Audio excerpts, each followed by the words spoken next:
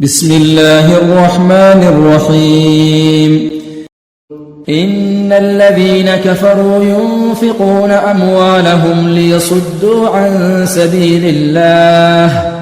فسينفقونها ثم تكون عليهم حسرة ثم يغلبون والذين كفروا إلى جهنم يحشرون ليميز الله الخبيث من الطيب ويجعل الخبيث بعضه على بعض فيركمه جميعا فيجعله في جهنم أولئك هم الخاسرون قل للذين كفروا إن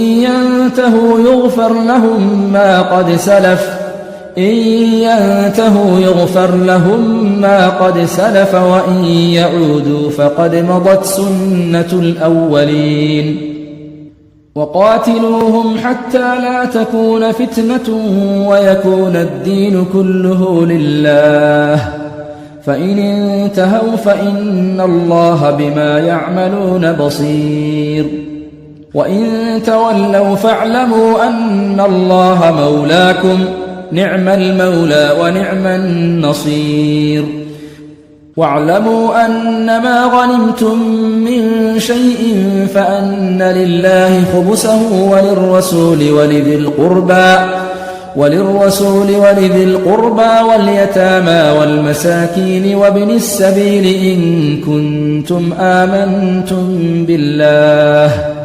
إن كنتم آمنتم بالله وما أنزلنا على عبدنا يوم الفرقان يوم التقى الجمعان والله على كل شيء قدير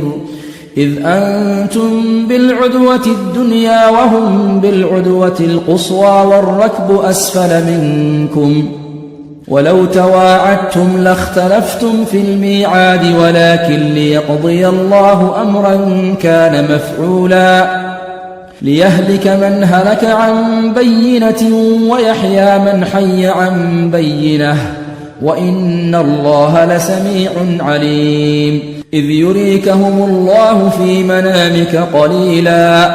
ولو أراكهم كثيرا لفشلتم ولتنازعتم في الأمر ولكن الله سلم إنه عليم